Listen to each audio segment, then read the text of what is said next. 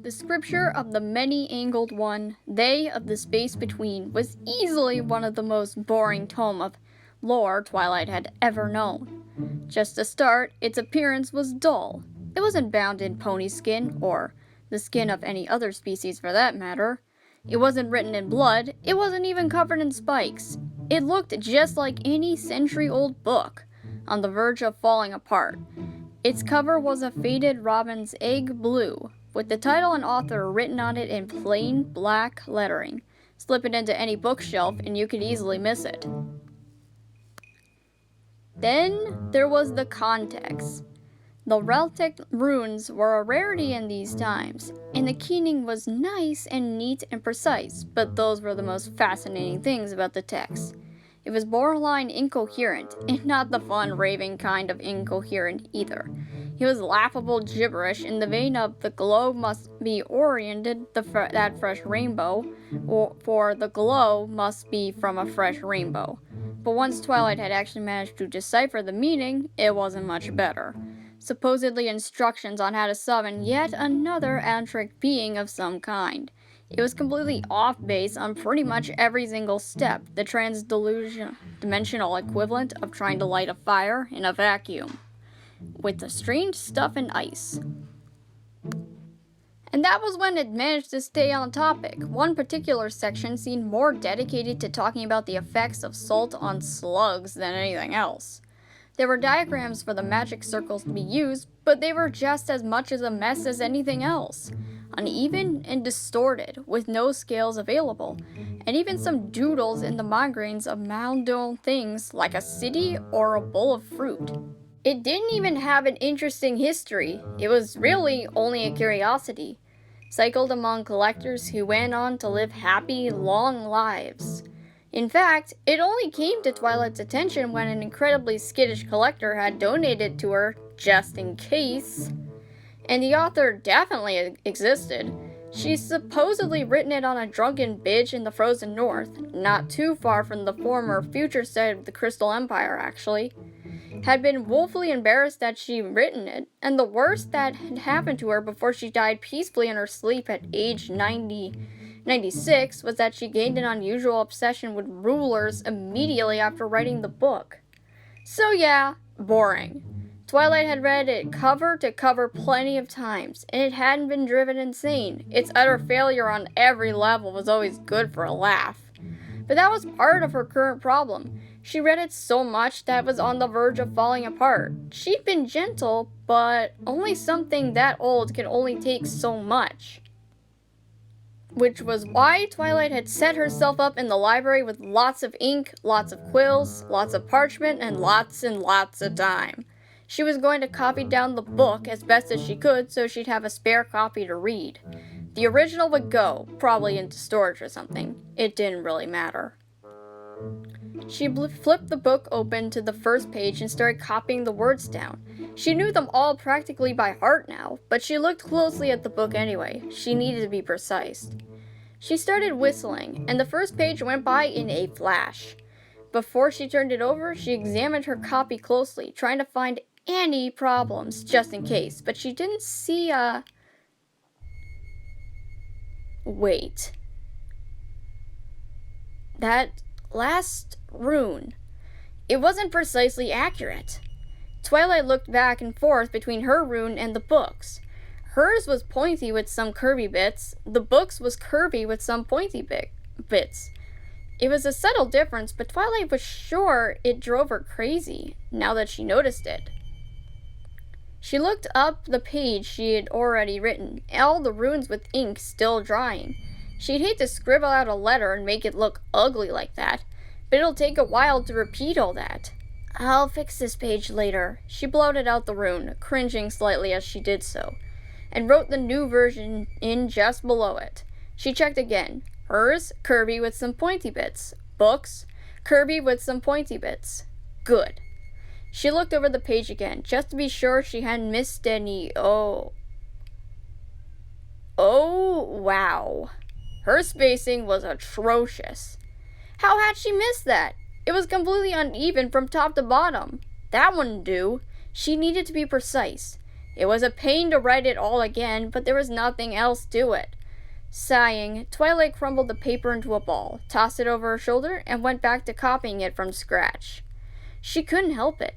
She worked a bit more slowly this time. It needed to look good. It was slow and annoying, as I would bet, especially compared to her first pace earlier.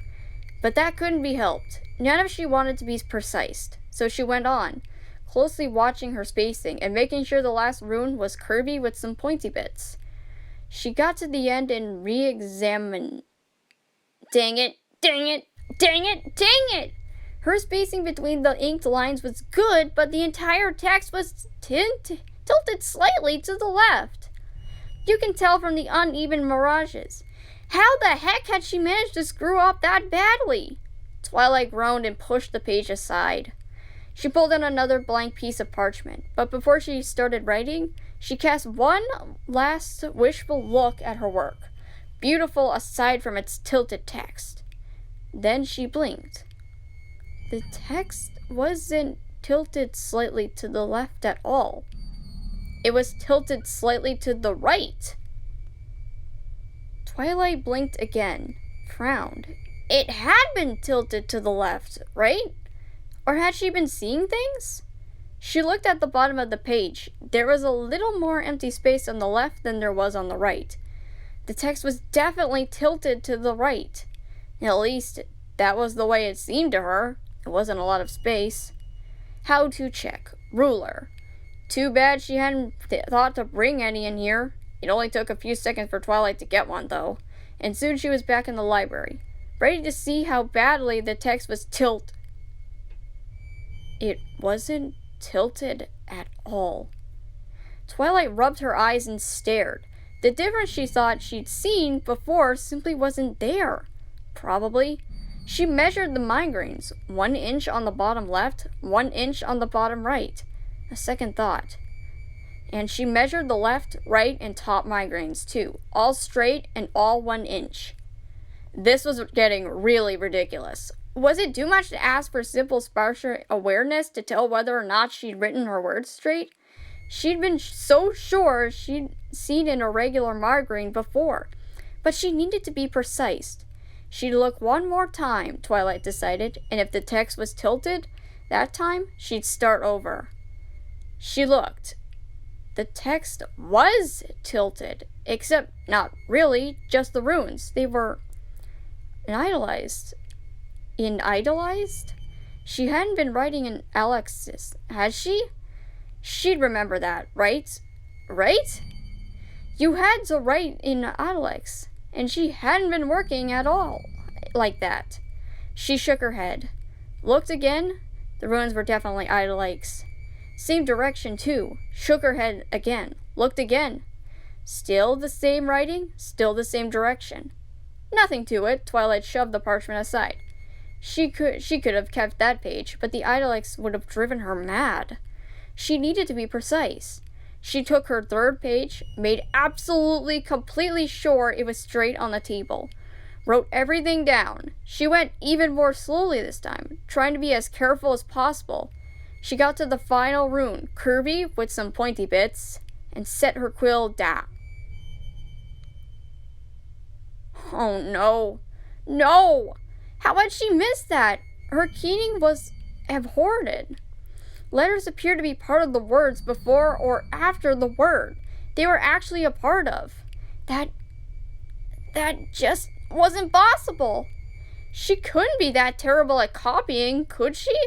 No, not possible. But there it was. And it was terrible. Terrible, terrible. She needed something to keep the letters even, like graph paper. Not actual graph paper, that looked horrendous, but a separate grid that could go over the parchment.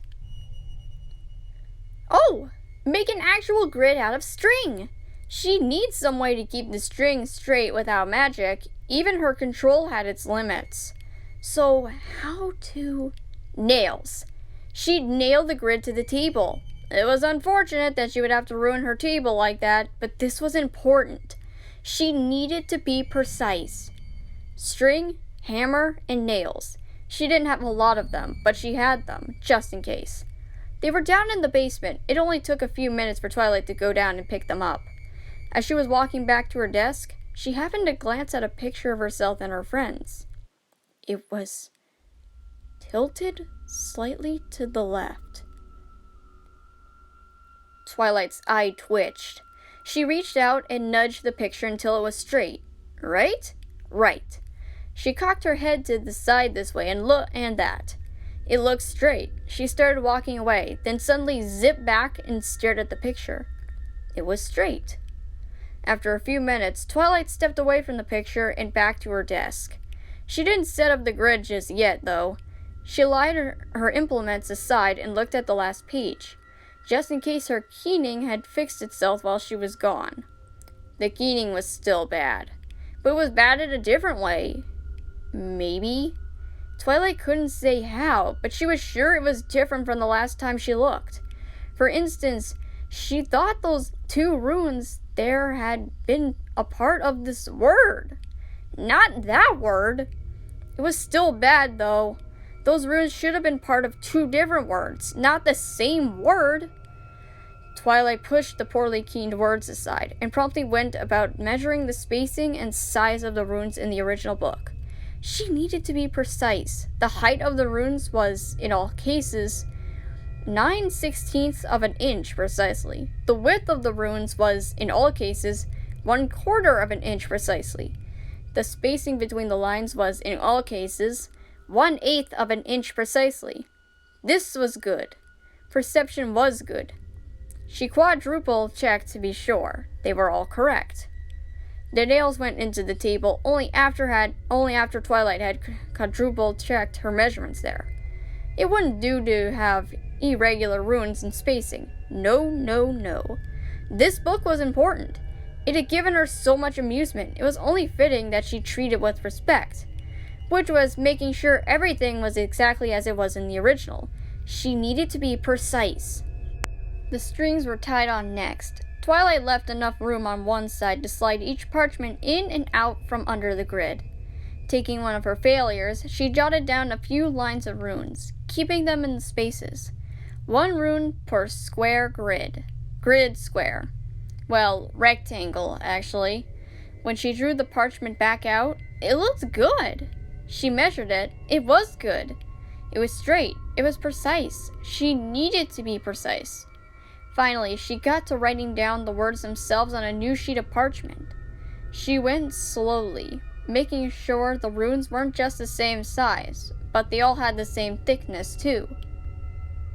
With her luck, she'd get to the bottom of the page, only to find the runes had all uneven pen strokes. That would be terrible. It'd probably drive her insane. She couldn't have that. She needed to be precise. And suddenly, she was at the end. She laid her quill down, pulled the parchment out from the grid, and it was perfect. It was neat and carefully spaced and straight and regular and free of mistakes and precise. Twilight's heart began pounding in her ears. She finally managed to not screw up. She closed her eyes, looked a few more times. Each time, it was perfect.